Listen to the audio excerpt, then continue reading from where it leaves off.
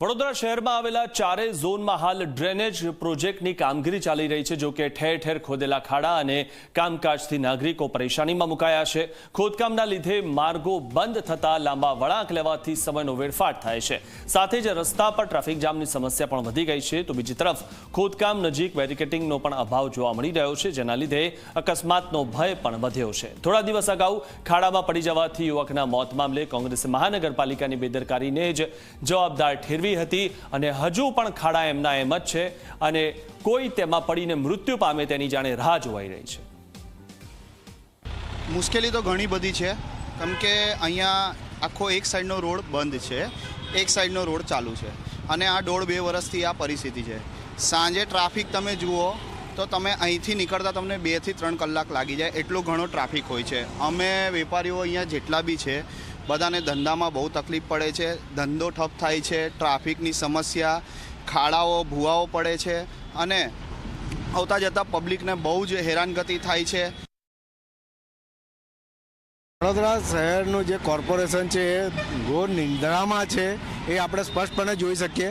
કારણ કે આપ જુઓ કે સમગ્ર વડોદરામાં ચારેય ઝોનમાં આપણે જોઈએ કે ડ્રેનેજની કામગીરી, જ્યાં જોઈએ ત્યાં બેરિકેડિંગ, જ્યાં જોઈએ ત્યાં ખાડા, જ્યાં જોઈએ ત્યાં ભૂવા।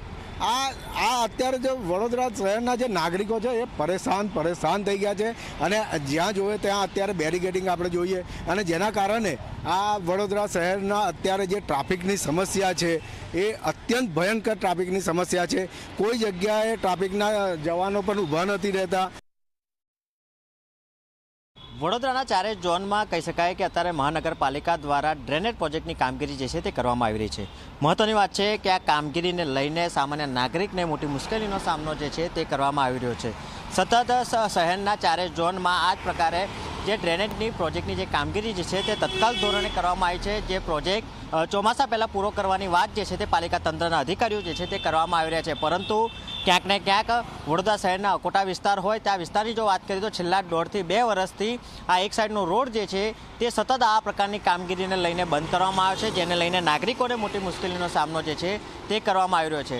શહેરના સતત ચારેય ઝોનમાં આ પ્રકારે કામગીરીના કારણે ટ્રાફિક જામના દ્રશ્યો જે છે તે સર્જાતા હોય છે। ટ્રાફિકની સમસ્યાના કારણે વાહન ચાલકો જે છે તેઓ પણ પરેશાન થઈ ચૂક્યા છે। વહેલી તકે આ કામગીરી સંપૂર્ણપણે પૂરી કરવામાં આવે, જેથી કરીને આ કામગીરીને લઈને જે ટ્રાફિક થાય છે તે ન થાય। મહત્વની વાત એ છે કે જે રીતે વડોદરા શહેરમાં સતત ચારેય ઝોનમાં આ કામગીરી ચાલુ છે, જેને લઈને ભ્રષ્ટાચારના પણ આક્ષેપો કોંગ્રેસ દ્વારા ઉઠાવવામાં આવે છે, કારણ કે આ ધીમી ગતિએ કામગીરી કરવામાં આવી રહી છે। સતત તેના ટાઈમ પિરિયડ જે છે તે પૂરા થઈ ગયા હોવા છતાં પણ આ કામગીરી કરવાના લીધે કોન્ટ્રાક્ટરને બહોળો ફાયદો થાય તે પ્રકારનું પાલિકા તંત્ર જે છે તે પ્રયત્ન કરતું હોય તેવા આક્ષેપો થઈ રહ્યા છે। જ્યારે આ પ્રકારની કામગીરી જે છે તે વહેલી તકે થાય, નાગરિકોને ટ્રાફિકથી છુટકારો અને રોડ રસ્તા વ્યવસ્થિત મળી રહે તે પ્રકારની માંગ જે છે તે સામાન્ય નાગરિક જે છે તે કરી રહ્યું છે।